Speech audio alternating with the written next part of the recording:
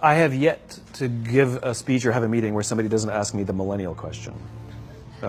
What's the millennial question? Apparently, millennials as a generation, which is a group of people who were born approximately 1984 and after, are tough to manage. And they're accused of being entitled and narcissistic, and self-interested, unfocused, lazy. But entitled is the big one.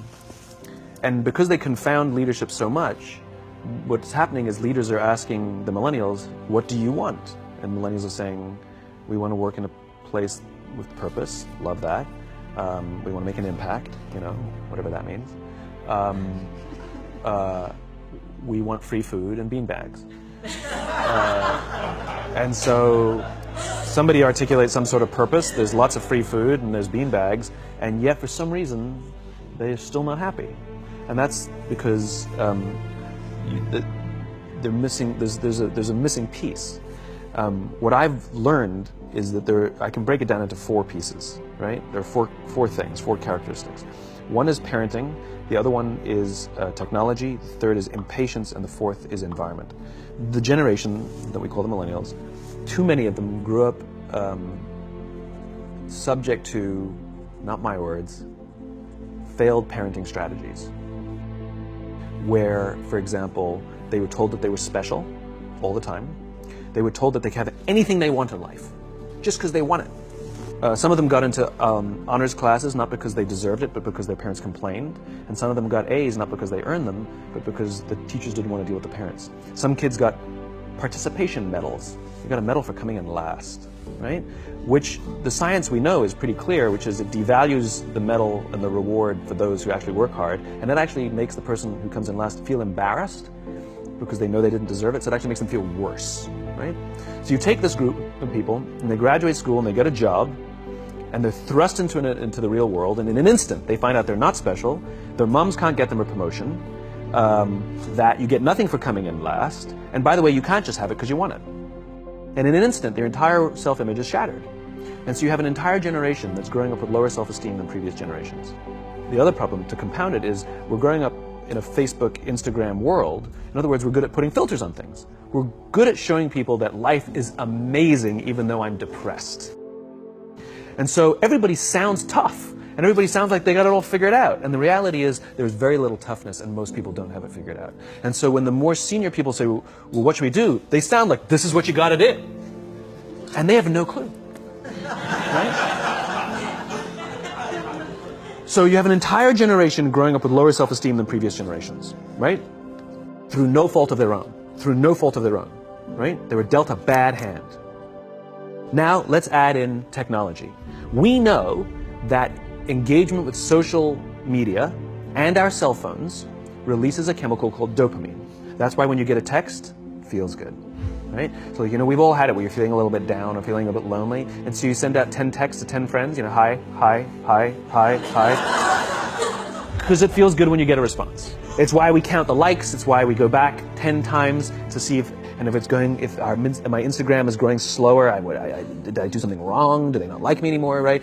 The trauma for young kids to be unfriended, right?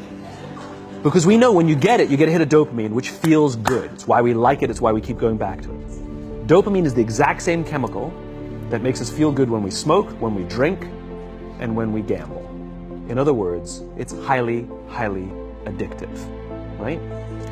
We have age restrictions on smoking, gambling, and alcohol, and we have no age restrictions on social media and cell phones, which is the equivalent of opening up the liquor cabinet and saying to our teenagers, hey, by the way, this adolescence thing, if it gets you down. But that's basically what's happening. That's basically what's happening, right? That's basically what happened. You have an entire generation that has access to an addictive, numbing chemical called dopamine through social media and cell phones as they're going through the high stress of adolescence. Why is this important? Almost every alcoholic discovered alcohol when they were teenagers. When we're very, very young, the only approval we need is the approval of our parents. And as we go through adolescence, we make this transition where we now need the approval of our peers. Very frustrating for our parents, very important for us. It allows us to acculturate outside of our immediate families into the broader tribe, right? It's a highly, highly stressful and anxious period of our lives, and we're supposed to learn to rely on our friends. Some people, quite by accident, discover alcohol and numbing effects of dopamine to help them cope with the stresses and anxieties of adolescence. Unfortunately, that becomes hardwired in their brains, and for the rest of their lives, when they suffer significant stress, they will not turn to a person, they will turn to the bottle. Social stress, financial stress, career stress, that's pretty much the primary reasons why an alcoholic drinks, right? What's happening is, because we're allowing unfettered access to these dopamine-producing devices and media, basically it's becoming hardwired, and what we're seeing is, as they grow older, too many kids don't know how to form deep, meaningful relationships. Their words, not mine. They will admit that many of their friendships are superficial. They will admit that their friends, that they don't count on their friends, they don't rely on their friends, they have fun with their friends, but they also know that their friends will cancel on them if something better comes along. Deep, meaningful relationships are not there because they never practice the skill set, and worse, they don't have the coping mechanisms to deal with stress. So when significant stress starts to show up in their lives, they're not turning to a person, they're turning to a device, they're turning to social media, they're turning to these things which offer temporary relief. We know, the science is clear, we know that people who spend more time on Facebook suffer higher rates of depression than people who spend less time on Facebook. These things balance. Alcohol is not bad, too much alcohol is bad. Gambling is fun, too much gambling is dangerous. There's nothing wrong with social media and cell phones. It's the imbalance. If you're sitting at dinner with your friends and you're texting somebody who's not there, that's a problem. That's an addiction. If you're sitting in a meeting with people you're supposed to be listening to and speaking, and you put your phone on the table, face up or face down, I don't care, that sends a subconscious message to the room that you're just not that important to me right now, right? That's what happens. And the fact that you cannot put it away is because you are addicted, right? If you wake up and you check your phone before you say good morning to your girlfriend, boyfriend, or spouse, you have an addiction. And like all addiction, in time, it'll destroy relationships, it'll cost time, and it'll cost money, and it'll make your life worse. So you have a generation growing up with lower self-esteem that doesn't have the coping mechanisms to deal with stress. Now you add in the sense of impatience. They've grown up in a world of instant gratification. You want to buy something, you go on Amazon, it arrives the next day. You want to watch a movie? Log on and watch a movie. You don't check movie times. You want to watch a TV show? Binge. You don't even have to wait week to week to week, right? I know people who skip seasons just so they can binge at the end of the season, right? Instant gratification. You want to go on a date? You don't even have to learn how to be like, hey. You don't even have to learn and practice that skill. You don't have to be the uncomfortable one who says yes when you mean no, and says no when you mean no, but yes when you... You don't have to swipe right. Bang, I'm a stud. Right? You don't have to learn the social coping mechanisms. Everything you want, you can have instantaneously. Everything you want, instant gratification. Except job satisfaction and strength of relationships, there ain't no app for that. They are slow, meandering, uncomfortable, messy processes. And so I keep meeting these wonderful, fantastic, idealistic, hardworking, smart kids. They just graduated school. They're in their entry-level job. I sit down with them and I go, how's it going? They go, I think I'm going to quit. I'm like, why? They're like, I'm not making an impact. I'm like, you've been here 8 months. You know? It's as if they're standing at the foot of a mountain and they have this abstract concept called impact that they want to have in the world, which is the summit. What they don't see is the mountain. I don't care if you go up the mountain quickly or slowly, but there's still a mountain. And so what this young generation needs to learn is patience. That some things that really, really matter, like love, or job fulfillment, joy, love of life, self-confidence, a skill set, any of these things, all of these things take time. Sometimes you can expedite pieces of it, but the overall journey is arduous and long and difficult. And if you don't ask for help and learn that skill set, you will fall off the mountain, or you will, the worst case scenario, and we're already seeing it, the worst case scenario is we're seeing an increase in suicide rates, we're seeing an increase in this generation, we're seeing an increase in accidental deaths due to drug overdoses, we're seeing more and more kids drop out of school or take leaves of absence due to depression. Unheard of. These are all, this is really bad. The best case scenario, those are all bad cases, right? The best case scenario is you'll have an entire population growing up and going through life and just never really finding joy. They'll never really find deep, deep fulfillment in work or in life. They'll just waft through life, and it'll be just, it's fine. How's your job? It's fine. The same as yesterday. How's your relationship? It's fine. Like that's the best case scenario. Which leads me to the fourth point, which is environment. Which is we're taking this amazing group of young, fantastic kids who were just dealt a bad hand. It's no fault of their own. And we put them in corporate environments that care more about the numbers than they do about the kids. They care more about the short-term gains than the long-term life of this young human being. We care more about the year than the lifetime, right? And so we are putting them in corporate environments that aren't helping them build their confidence, that aren't helping them learn the skills of cooperation, that aren't helping them overcome the challenges of a digital world and finding more balance, that isn't helping them overcome the need to have instant gratification and teach them the joys and impact and the fulfillment you get from working hard on something for a long time that cannot be done in a month or even in a year. And so we're thrusting to them in corporate environments, and the worst part about it is they think it's them. They blame themselves. They think it's them who can't deal. And so it makes it all worse. It's not. I'm here to tell them it's not them.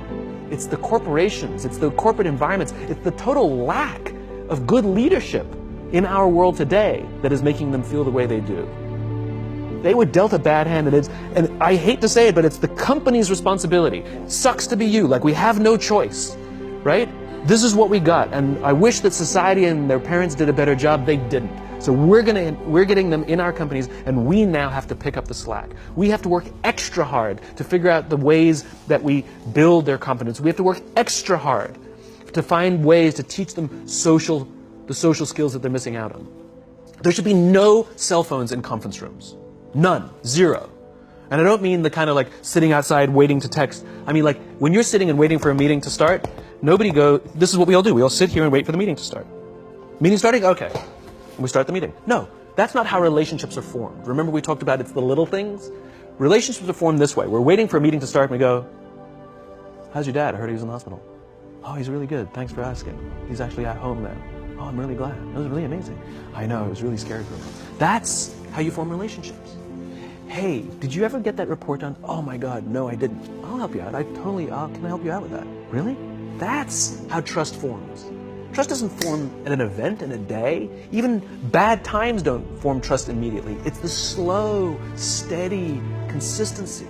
And we have to create mechanisms where we allow for those little innocuous interactions to happen. But when we allow cell phones in conference rooms, we just, okay, have the meeting.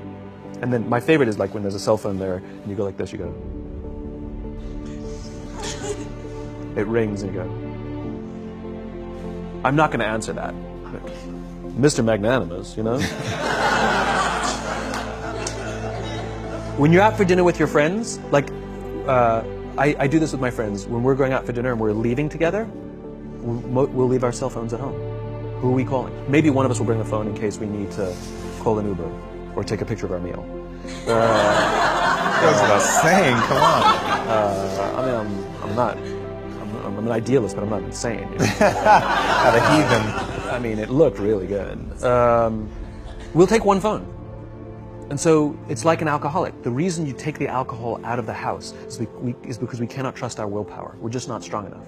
But when you remove the temptation, it actually makes it a lot easier. And so when you just say, don't check your phone, people literally will go like this. And somebody will go to the bathroom, and what's the first thing we do? Because I wouldn't want to look around the restaurant for a minute and a half. But if you don't have the phone, you just kind of enjoy the world. And that's where ideas happen. The constant engagement is not where you have innovation and ideas. Ideas happen when our minds wander and we go, and you see something, I think I could do that. That's called innovation, right? But we're taking away all those little moments, right? You should not, and none of us should charge our phones by our beds. We should be charging our phones in the living rooms, right? Remove the temptation. You wake up in the middle of the night because you can't sleep, you won't check your phone, which makes it worse. But if it's in the living room, it's relaxed, it's fine. But it's my alarm clock. Buy an alarm clock. They cost $8, right? I'll buy you an alarm. But the point is we now, in industry, whether we like it or not, we don't get a choice. We now have a responsibility to make up the shortfall and to help this amazing, idealistic, fantastic generation build their confidence, learn patience, learn the social skills, find a better balance between life and technology. Because, quite frankly, it's the right thing to do.